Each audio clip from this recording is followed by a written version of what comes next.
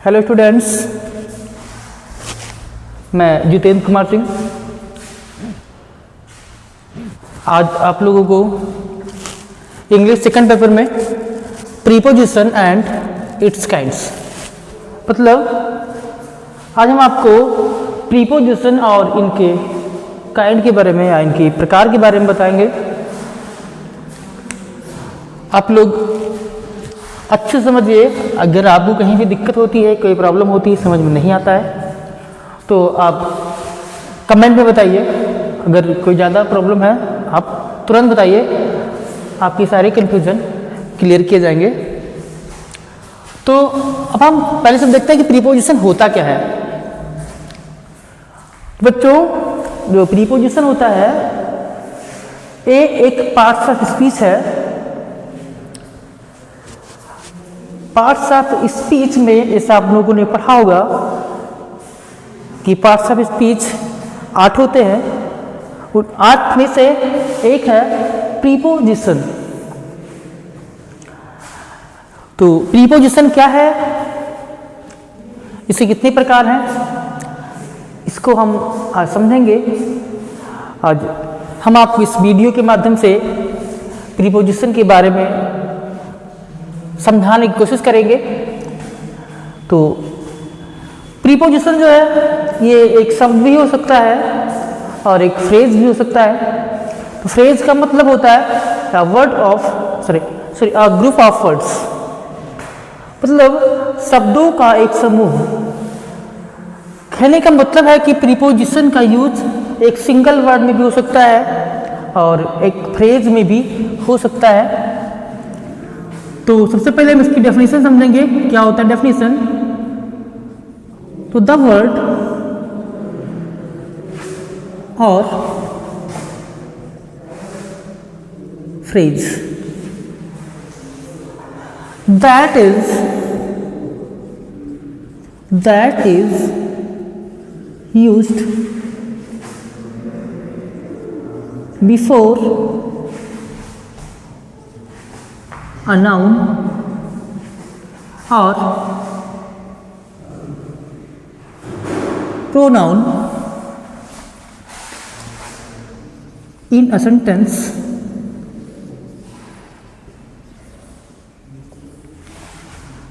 to show its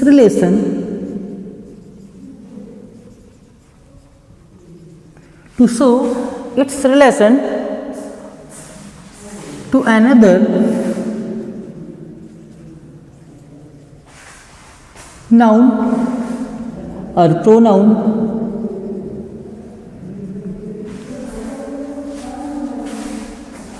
of the sentence.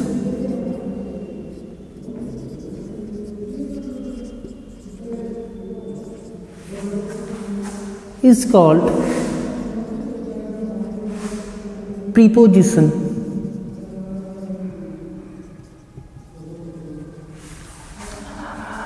अगर हम बात करें प्रीपोजिशन की तो कहा कि द वर्ड और फ्रेज यानी वह शब्द या शब्द समूह that is used before a noun और प्रोनाउन, जिसका यूज एक नाउन या प्रोनाउन से पहले होता है इन अ सेंटेंस, एक सेंटेंस में, टू शो व्यक्त करने के लिए, प्रकट करने के लिए, दिखाने के लिए, इट्स रिलेशन इसका संबंध, टू अनदर नाउन और प्रोनाउन ऑफ द सेंटेंस यानी उसी नाउन सेंटेंस के किसी दूसरे नाउन या प्रोनाउन से उसका संबंध दिखाने के लिए जिसका प्रयोग किया जाता है किसी सेंटेंस में, किसी नाउन या प्रोनाउन से पहले, उस शब्द या शब्द समूह को प्रीपोजिशन कहा जाता है।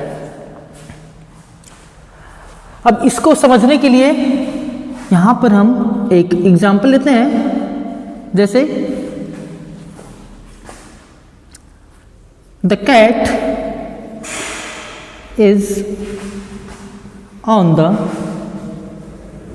टेबल।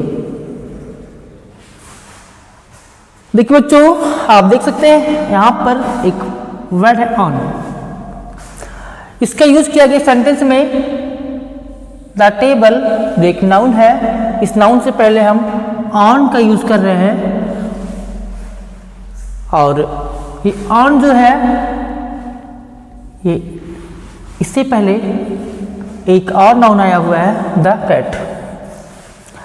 अब अगर हम इस डेफिनेशन की बात करें तो क्या बताया गया द वर्ड और फ्रेज दैट इज यूज्ड, जिसका यूज किया गया बिफोर अ नाउन। तो यहाँ पे एक नाउन है, इस नाउन से पहले हमने ऑन का यूज किया है, लेकिन किसके लिए किया गया है? एक सेंटेंस में टू शो, प्रकट करने के लिए। क्या? इट्स रिलेशन, उसका संबंध, टू अनदर नाउन और प्रोनाउन टू द सेंटेंस, उसी सेंटेंस के किसी दूसरे नाउन या प्रोनाउन से। यहाँ पे आप देख सकते हैं कि ऑन जो है ये प्रीपोजिशन है और ये द टेबल एक नाउन से पहले यूज हुआ है। इस टेबल का जो रिलेशन है, संबंध है, वो द कैट से जोड़ रहा है। तो इसका मतलब हो गया कि बिल्ली मेज के ऊपर है, जब बिल्ली मेज पर है। तो यहाँ पर आप समझ सकते हो कि ऑन जो शब्द है एक प्रीपोजिशन है, जो द टेबल जो एक नाउन है इससे पहले यूज हुआ है, और इस टेबल का संबंध दूसरे नाउन से जो कैट है उससे प्रकट कर रहा है। तो यहाँ पर ऑन जो है एक प्रीपोजिशन है। अब अगर प्रीपोजिशन को हम और भी अच्छे समझना चाहें तो समझ सकते हैं, जैसा कि प्रीपोजिशन में दो शब्द जुड़े हुए हैं, एक है प्री और दूसरा है पोजीशन। यहाँ पर प्री का मतलब है पहले, पोजीशन का मतलब है स्थिति। तो कहने का मतलब कि पहले की स्थिति। अब पहले क्या होगा? जब कोई सेंटेंस होगा, मान लीजिए सेंटेंस है, यहां पर हमने ऑन एक प्रीपोजिशन का यूज किया है, तो पहले की स्थिति का मतलब कि ऑन से पहले जो यहां पे नाउन या प्रोनाउन आया है, इसकी स्थिति जो बताता है उसे कहा जाता है प्रीपोजिशन। आप यहाँ समझ सकते हो कि जो ये ऑन है ये द टेबल से पहले आया है, और इसकी बात करें, इस डेफिनेशन की बात करें तो टेबल और कैट के बीच में संबंध दिखा रहा है, लेकिन इसके साथ साथ ये अपने से पहले आए हुए नाउन जो कैट है इसका पोजीशन बता रहा है, इसकी स्थिति बता रहा है कि बिल्ली मेज पर है, यानी कि बिल्ली की जो पोजीशन है मेज के ऊपर है। इस प्रकार से आप प्रीपोजिशन वर्ड से समझ सकते हो कि वह शब्द जो अपने से पहले आए हुए किसी नाउन या प्रोनाउन की स्थिति बताए उसे हम प्रीपोजिशन कहते हैं। समझ के बच्चों? अब हम इसके काइंड्स के बारे में पढ़ेंगे। तो प्रीपोजिशन के कितने प्रकार होते हैं, तो हम हेडिंग डालते हैं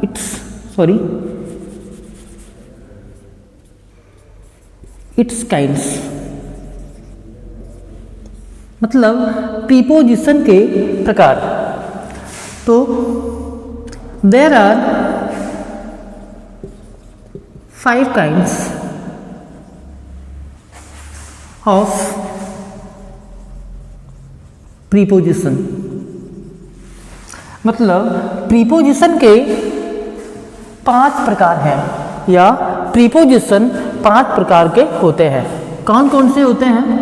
तो जो फर्स्ट प्रीपोजिशन होता है उसको हम कहते हैं सिंपल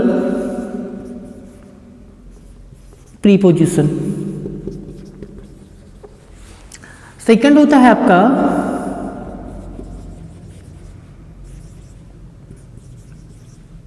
डबल प्रीपोजिशन। थर्ड होता है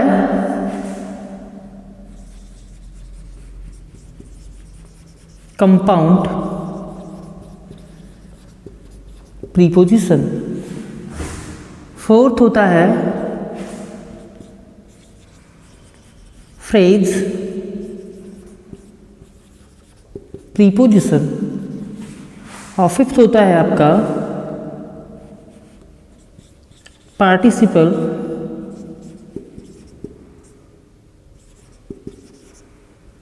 प्रीपोजिशन।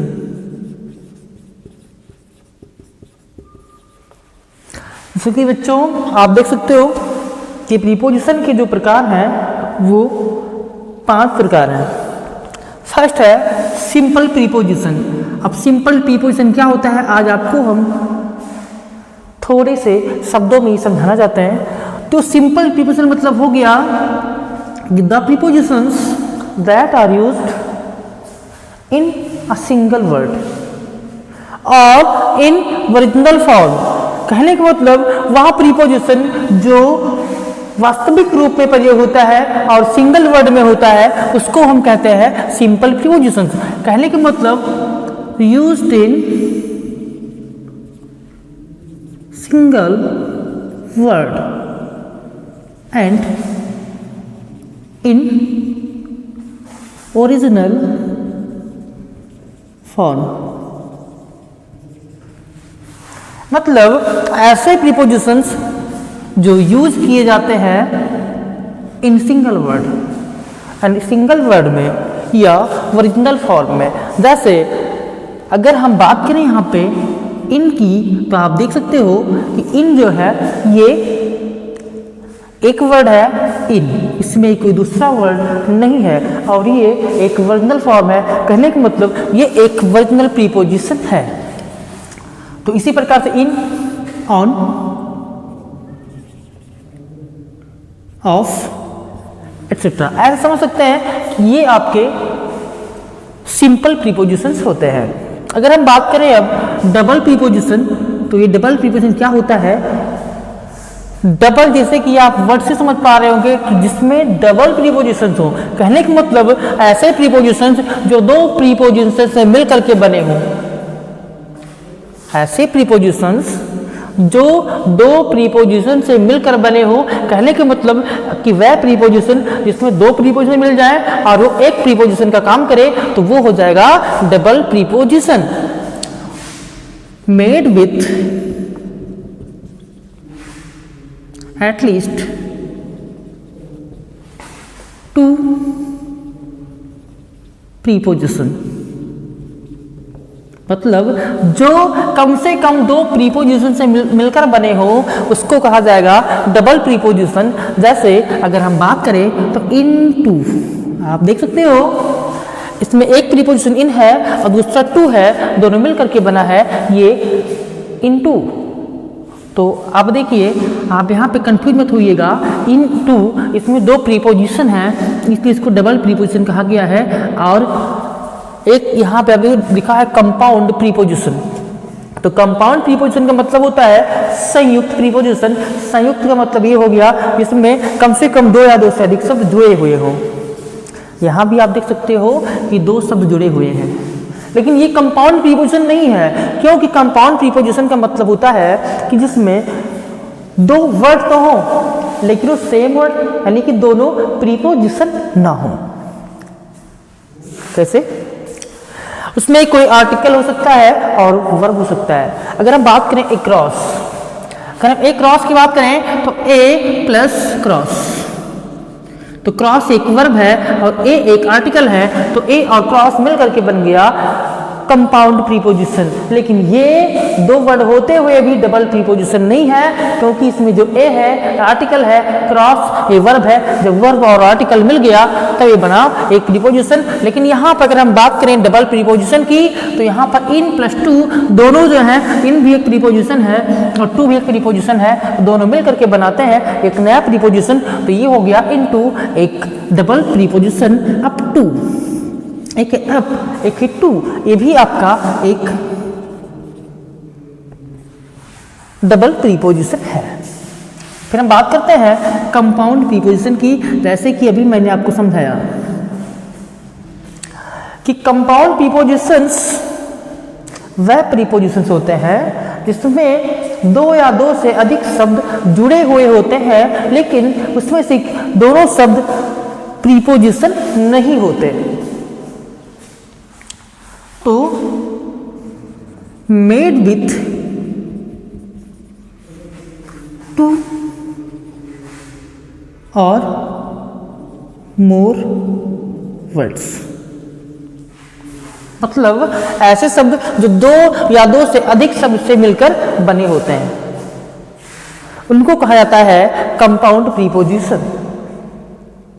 कंपाउंड प्रीपोजिशन के अगर हम उदाहरण की बात करें तो जैसे हमने बताया था A क्रॉस, ACROSS।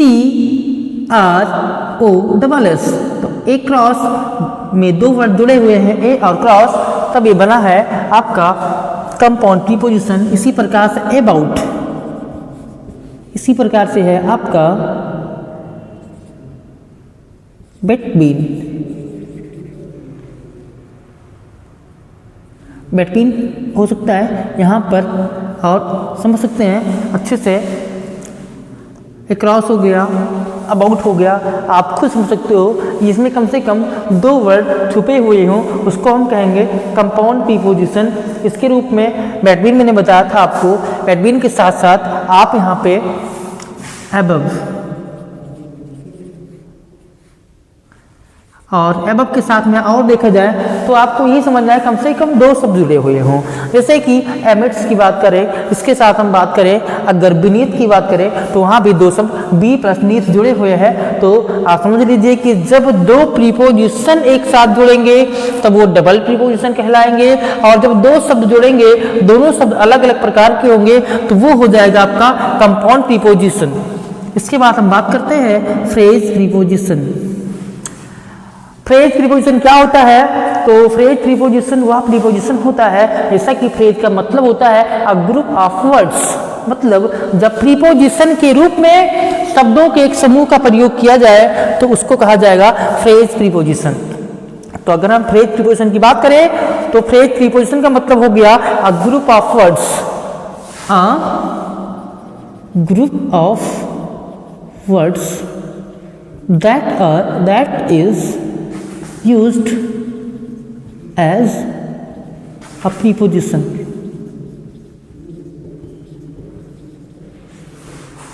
मतलब अ ग्रुप ऑफ वर्ड्स। अब आप कंपाउंड सेंटेंस, कंपाउंड प्रीपोजिशन में, फ्रेज प्रीपोजिशन में आपको कंफ्यूज नहीं होना है, क्योंकि जो कंपाउंड प्रीपोजिशन होते हैं इसमें दो या दो से अधिक शब्द एक दूसरे से जुड़े होते हैं। फ्रेज प्रीपोजिशन में जो शब्द होते हैं वो जुड़े नहीं होते हैं, वो सारे शब्द अलग अलग होते हैं, और अलग अलग होने के बावजूद भी वो किसी एक अर्थ का काम करते हैं। आप यहाँ समझ सकते हो, जैसे यहाँ पर है बिकॉज ऑफ, बिकॉज ऑफ एक वर्ड है बिकॉज, दूसरा वर्ड है ऑफ, दोनों मिलकर के बना की वजह से, की वजह से। तो ये हो गया बिकॉज ऑफ आपका एक, बिकॉज प्लस ऑफ दो वर्ड हो गए, ये हो गया फ्रेज प्रीपोजिशन। इसी प्रकार से अगर आप और समझना चाहते हैं तो बिकॉज ऑफ के साथ साथ यहाँ पे आप लिख सकते हो इन स्पाइट ऑफ, एक दो तीन वर्ड मिल करके एक प्रीपोजिशन बना रहे हैं। इसी के साथ आप भी समझ सकते हो on account of, on account of etcetera. इस प्रकार से आप समझ सकते हो कि जो फ्रेज प्रीपोजिशन होते हैं वो शब्दों का एक समूह होता है।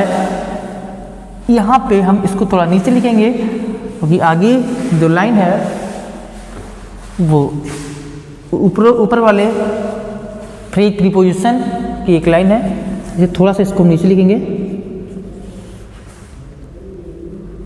लास्ट है आपका पार्टिसिपल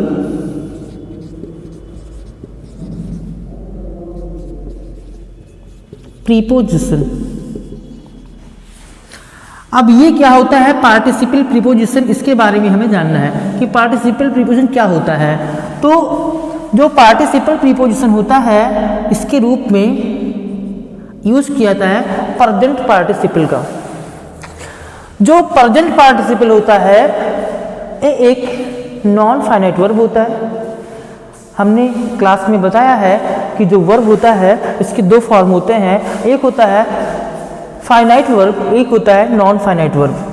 दोनों ही जो वर्ब होते हैं ये वर्ब के ही फॉर्म होते हैं, बट जो फाइनाइट वर्ब होता है वो किसी सेंटेंस में वर्ब का काम करता है, और जो नॉन फाइनाइट वर्ब होता है वो वर्ब का फॉर्म होते हुए भी सेंटेंस में वर्ब का काम नहीं करता, इसीलिए उसे नॉन फाइनाइट वर्ब कहा जाता है। तो इसी प्रकार से जो पार्टिसिपल होता है ये तीन प्रकार के होते हैं। एक प्रेजेंट पार्टिसिपल जो बनता है वर्ब के फर्स्ट फॉर्म में आईएनजी लगाने पर, कहने का मतलब first form of the verb plus ING अगर हम लिख दें तो इससे प्रेजेंट पार्टिसिपल बन जाता है। दूसरा होता है परफेक्ट पार्टिसिपल, जो हैविंग प्लस वर्ब की थर्ड फॉर्म से बनता है, या having plus been plus verb की थर्ड फॉर्म लिखने से बनता है। थर्ड होता है आपका पास्ट पार्टिसिपल, जो पास्ट पार्टिसिपल होता है, इसके रूप में वर्ब की थर्ड फॉर्म का यूज किया जाता है। लेकिन ना तो पार्टिसिपल प्रीपोजिशन के रूप में हम परफेक्ट पार्टिसिपल का यूज करते हैं, ना पास्ट पार्टिसिपल का यूज करते हैं, बट यहाँ पर हम यूज करते हैं तो वो होता है आपका प्रेजेंट पार्टिसिपल। और कहने का मतलब जब किसी प्रीपोजिशन में आईएनजी फॉर्म जुड़ा हुआ हो तो उसे कहा जाता है पार्टिसिपल प्रीपोजिशन।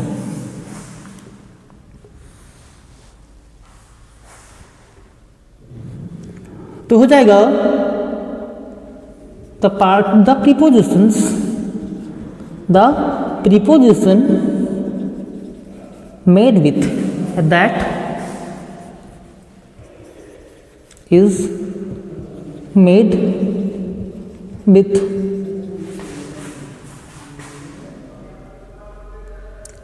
present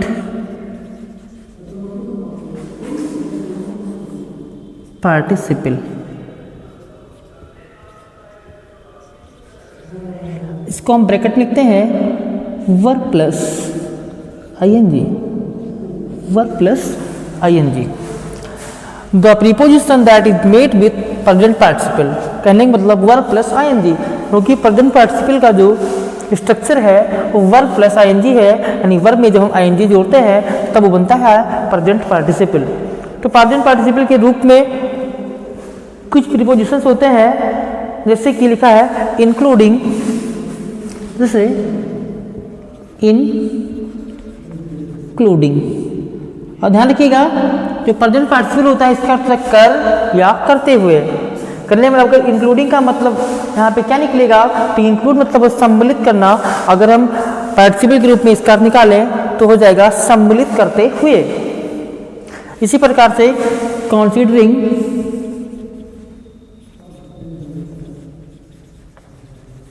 इसी प्रकार से नॉट विथ